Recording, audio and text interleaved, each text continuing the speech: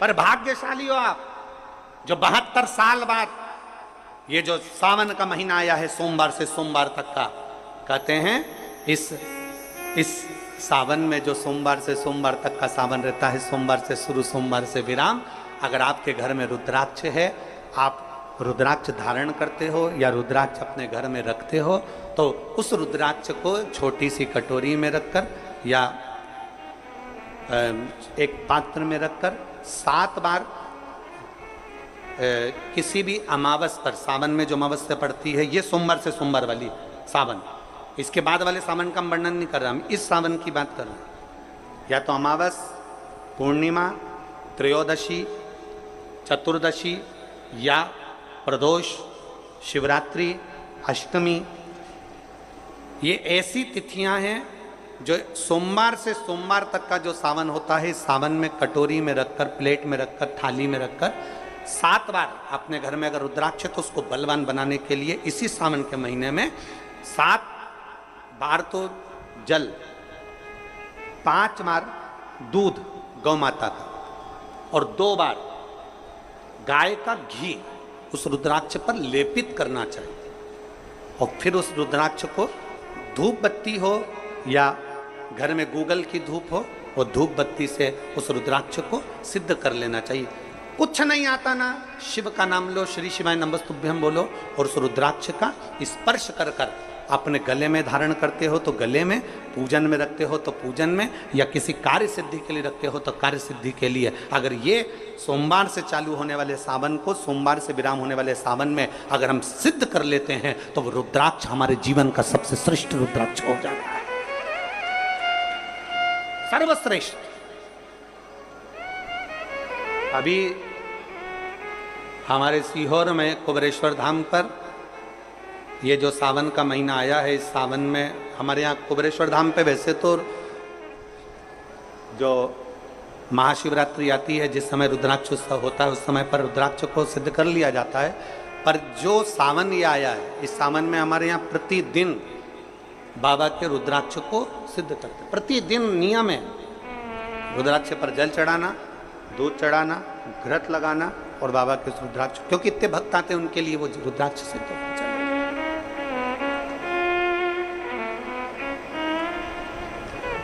इसी सावन में 4 मुखी 3 रुद्राक्ष, कितने? 4 मुखी कितने? 3। 5 मुखी रुद्राक्ष 3 और 6 मुखी रुद्राक्ष 3। इनके बीच में सवा गांठ लगाई जाती है। 4 रुद्राक्ष कितने? जल्दी बोलो। 4 मुखी रुद्राक्ष कितने? 3।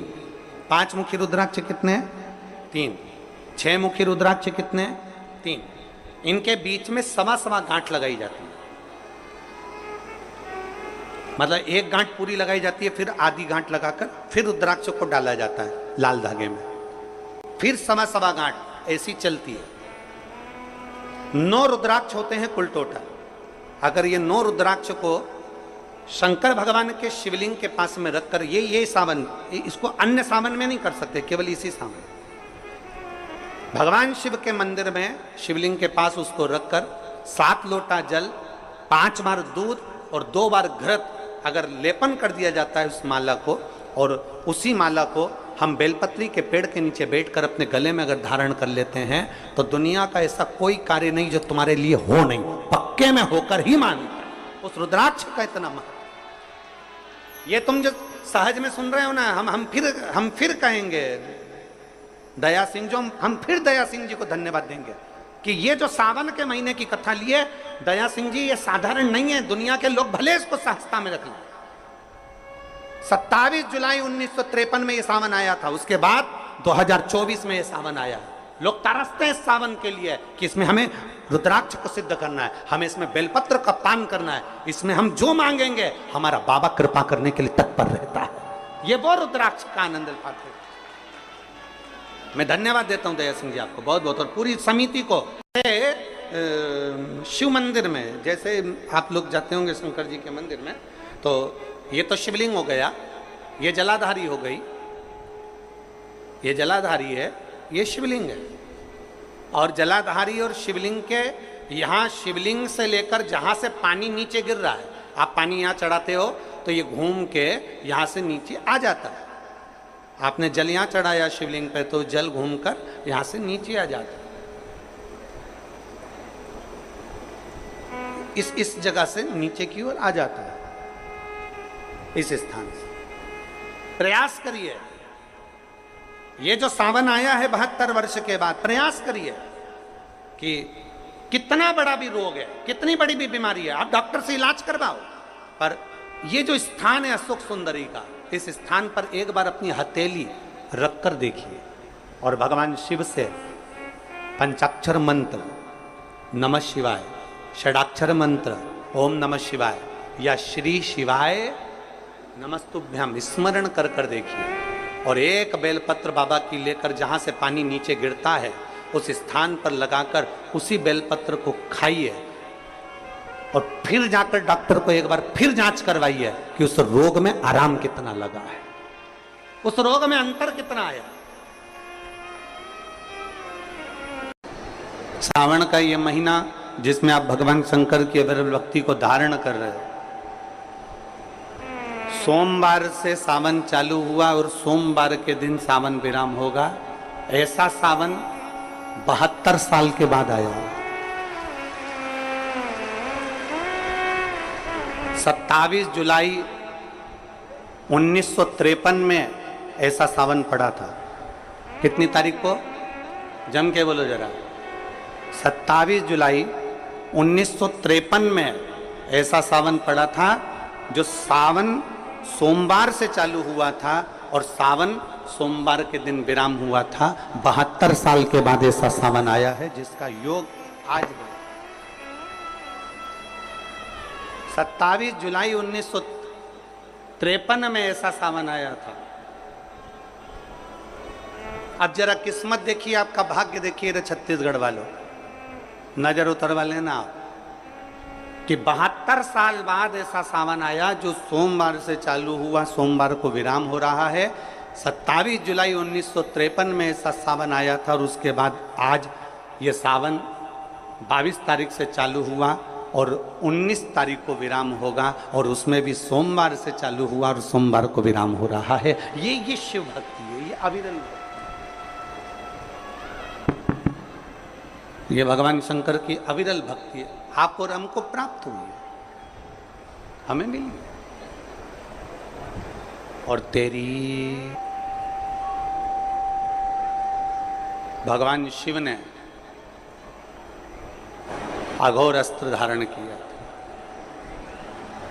इसी सावन।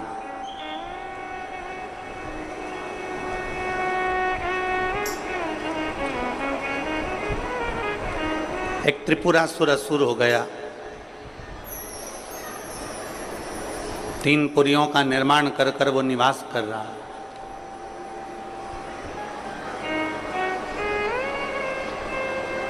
बड़ा विचित्र है वो।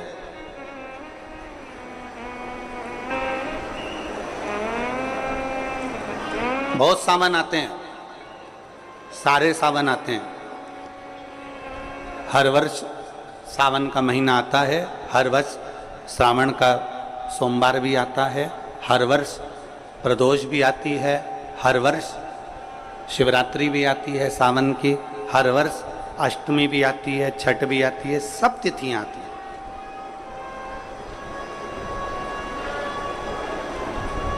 ये सारी तिथियां हर साल आएंगी, हर साल प्राप्त होंगी, पर जो योग मेरे देवाधिदेव महादेव का लगा है सोमवार से प्रारंभ होकर सोमवार के विराम का, ये सावन बार बार नहीं आता, ये सावन इतनी जल्दी नहीं आता।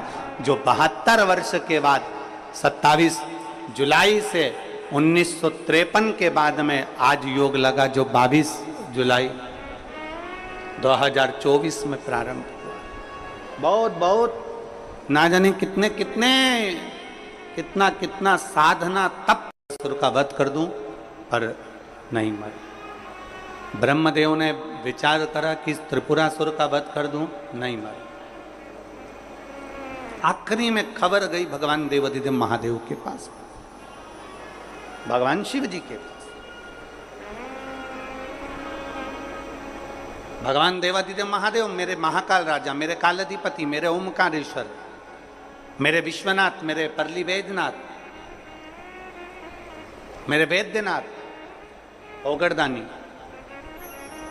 मेरे केदारेश्वर, भगवान शिव विराजमान थे, नेत्रबंद थे भगवान शिव। और सबने, सारे देवताओं ने जाकर भगवान शिव से विनय करी, निवेदन कर, भगवान देवादिदेव महादेव से निवेदन कर। और जब भगवान शंकर से निवेदन किया, भगवान शिव से विनती करी, भगवान शंकर से बारंबार जब प्रार्थना करी है, भगवान शिव से बार बार विनय किया गया, तब भगवान शंकर ने नेत्र खोले और भगवान शिव नेत्र खोलकर पूछे, ऐसा क्या हो गया जो आपको आना? ये 33 कोटि देवता, ये सारे देव आज मेरे पास में कारण क्या बन गए? कौन सा कारण? यदि आपसे कोई पूछे कि भगवान शंकर के गले में बासुकी नाग आया, भगवान शंकर के हाथ में त्रिशूल आया, भगवान शंकर के मस्तक पर गंगा आई, भगवान शंकर के मस्तक पर त्रिपुंड आया, भगवान शंकर के नेत्र 2 थे 3 हुए, त्रिनेत्रीधारी कहलाए, त्रिपुंडधारी कहलाए, भगवान शंकर के पास बेलपत्र आई, कोई तुमसे कहे कि शिवजी के गले में रुद्राक्ष आया,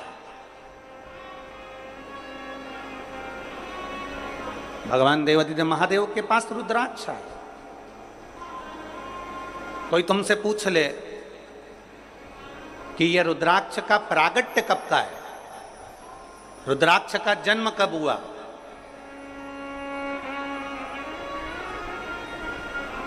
रुद्राक्ष प्रकट कब किया गया,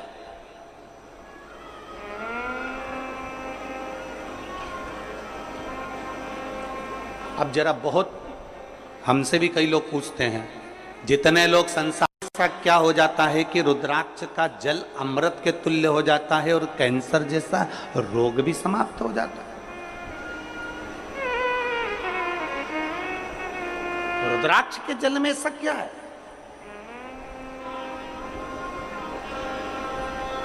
एक माँ ने पत्र में लिखा है कि कैसे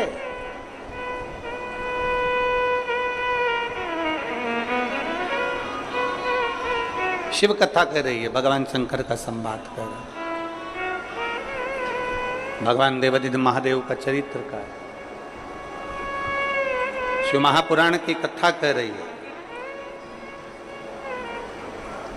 त्रिपुरासुर असुर है, 3 पुरियों का निर्माण कर कर उसमें निवास करता है, 3 पुरियों का निर्माण कर कर उसमें निवास करता है, पर उसके प्राण जा नहीं सकते। भगवान नारायण ने प्रयास किया, वो नहीं मरा, प्राण नहीं छूटे। भगवान शंकर के ब्रह्म मुरारी, सबसे बड़ा तप और दुनिया का सबसे बड़ा आभूषण मौन रहना, ये दुनिया का सबसे बड़ा तप और सबसे बड़ा आभूषण है।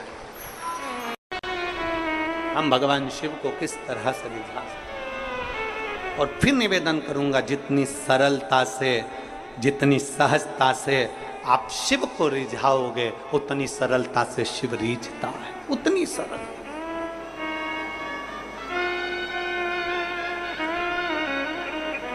आप जितने भाव से भगवान शंकर को रिझाने का प्रयास करोगे, वो उतने भाव से रिझेगा, उतने भाव। जरा विचार करिए, स्त्री की पूजन आप ऑनलाइन करेंगे, आप और हम सब आस्था चैनल के माध्यम से, फेसबुक यूट्यूब के माध्यम से, ठीक शाम को 7 बजे 2 अगस्त को बैठेंगे और ऑनलाइन सब अपने अपने घर से पूजन करेंगे, भगवान शिव की आराधना करेंगे। आप और हम सब मिलकर भगवान शंकर से एक साथ प्रार्थना करेंगे, एक साथ। और जब हम बाबा को रिझाएंगे, और ये सोमवार से सोमवार तक के सावन के महीने एक साथ, और जब हम बाबा को रिझाएंगे, और ये सोमवार से सोमवार तक के सावन के महीने में 2 अगस्त को तो हम शिवरात्रि मनाएंगे, 17 अगस्त को सीहोर की कांवड़ भी बाबा की कृपा से सुबह 9 बजे भरेंगे। प्रदोष के दिन एक विश्वास के साथ शिव को रिझाओ, एक भरोसे के साथ भगवान शंकर, एक रुद्राक्ष में होता है सबका बल, एक रुद्राक्ष के अंदर होता है।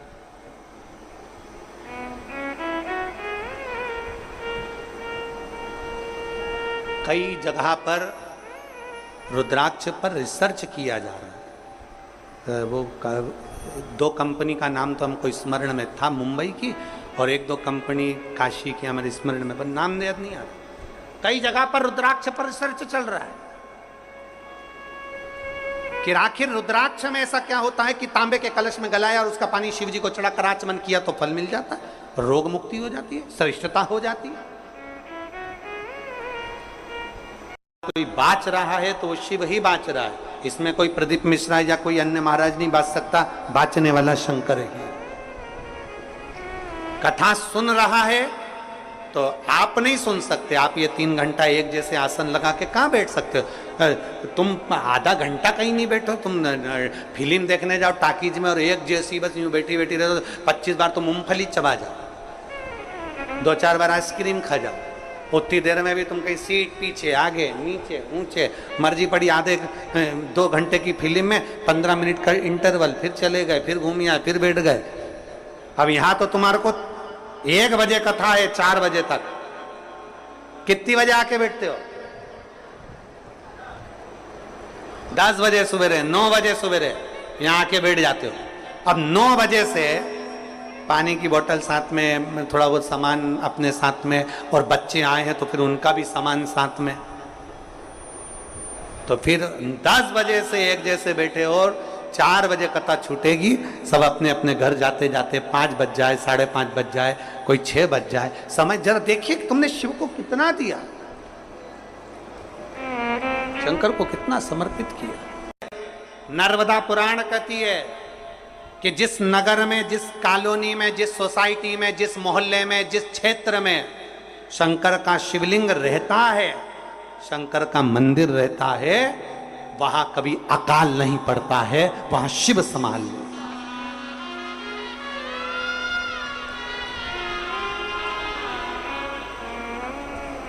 वहां शिव संभाल, वहां वो गढ़दानी संभाल।